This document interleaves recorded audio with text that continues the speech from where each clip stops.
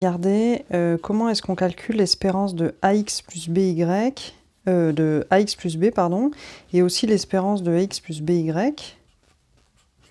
quand A et B sont des réels et X et Y sont des variables aléatoires. Donc on va commencer par E de AX plus B. Donc là, je vais faire deux calculs différents. Le premier calcul, je vais supposer que X est une loi discrète, et donc son espérance, et même qu'elle a un... Voilà, que ces modalités sont décrites par les variables xi qui sont dans... où les petits i sont dans un ensemble d'indices grand I. Et donc, voilà l'espérance, la formule pour l'espérance de x. Donc je vais regarder maintenant, je vais calculer l'espérance de cette variable aléatoire. Donc je vais regarder quelles sont ces modalités, quelles sont les valeurs possibles prises par AX plus B. Toutes ces valeurs possibles, ça va être AXI plus BI, vous êtes d'accord? Parce que si toutes les valeurs possibles pour grand X, c'est les XI, toutes les valeurs possibles pour AX plus B, ça sera AXI plus B. Donc du coup, je peux appliquer comme formule l'espérance de AX plus B, en considérant que ça, c'est une variable aléatoire. Ça va être la somme de ces modalités, ça va être le même espace d'indices. Les modalités, ça sera les AXI plus B, les valeurs possibles si vous voulez. Et ça va être la proba que cette variable aléatoire, AX plus B, soit égale à cette modalité, AXI plus B. Ok, jusque-là? Donc là, je vais quand même prendre A non nul. Hein, j'en aurai besoin plus tard, là, juste là, pour simplifier. Parce que si jamais A est nul, on se ramène à E de B, et ça, c'est un truc constant, on l'a déjà vu tout à l'heure. Donc là, qu'est-ce qu'on fait? Alors, qu'est-ce qu'on fait? On va simplifier un peu la proba. Ici, le B, on peut l'enlever des deux côtés dans cette égalité, et le A aussi, puisqu'il est non nul. Donc ça c'est la même chose que la proba que X soit égal à XI. Ok, vous voyez l'intérêt pourquoi je suis en train de faire ça? Parce que là, je vais développer et on va faire apparaître l'espérance de X, du coup. Alors, c'est parti, c'est ça que je vais faire. Je vais factoriser. Je vais développer plutôt le produit. AXI proba X égale XI plus B proba X égale XI. La somme, je peux la couper en deux.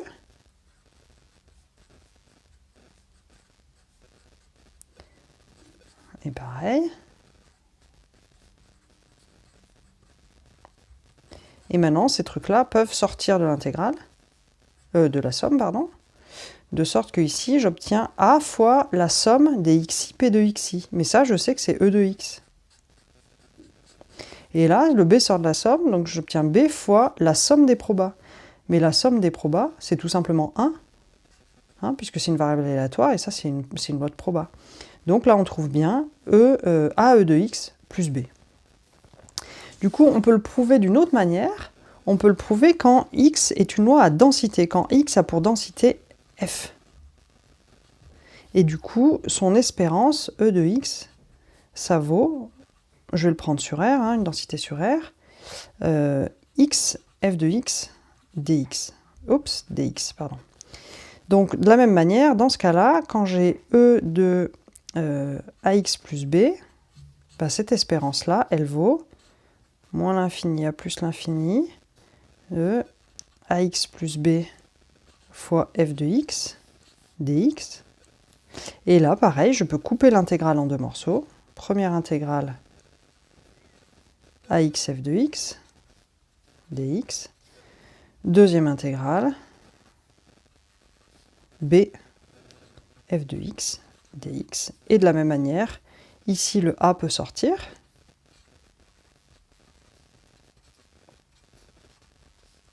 Le b peut sortir aussi. Et là, qu'est-ce que je trouve? Ici, je trouve justement E de x. Et ça, par définition de la densité, comme c'est associé à une proba, ça fait 1. Et donc, voilà ce qu'on trouve.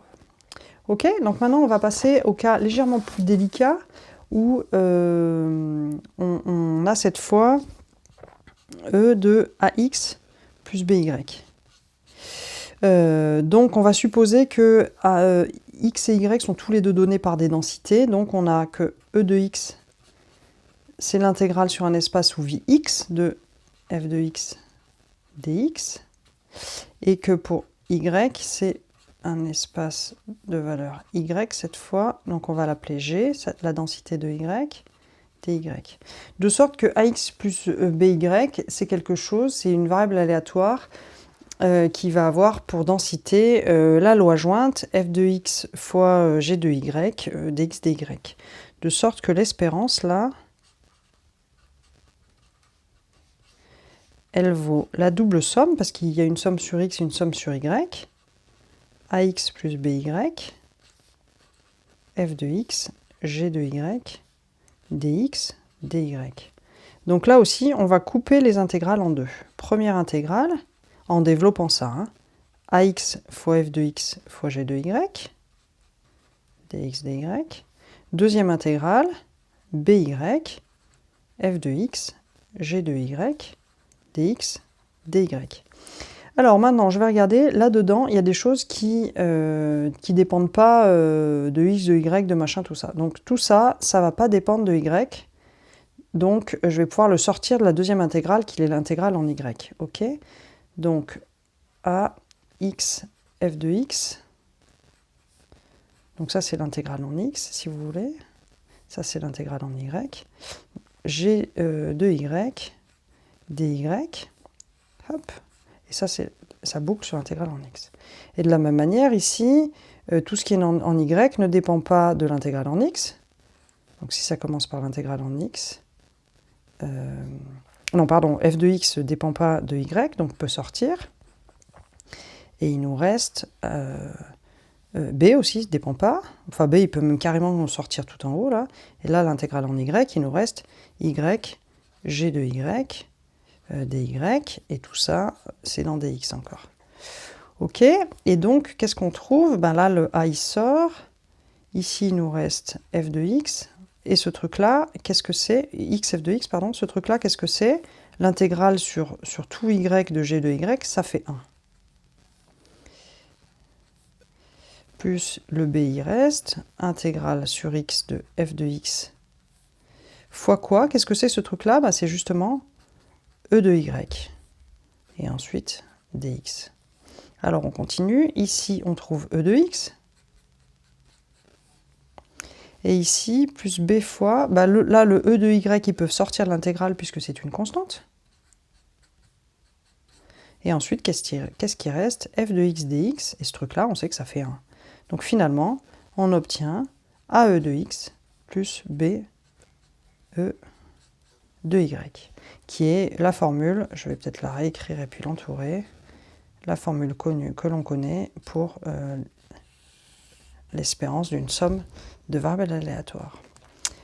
Ok, bah j'espère que ça vous a convenu comme petit détail, et puis voilà, sinon je vous laisse poser des questions dans les commentaires. Puis j'espère que je n'ai pas fait trop d'erreurs non plus. Pareil, mettez des commentaires pour corriger les erreurs éventuelles. Merci, bonne journée.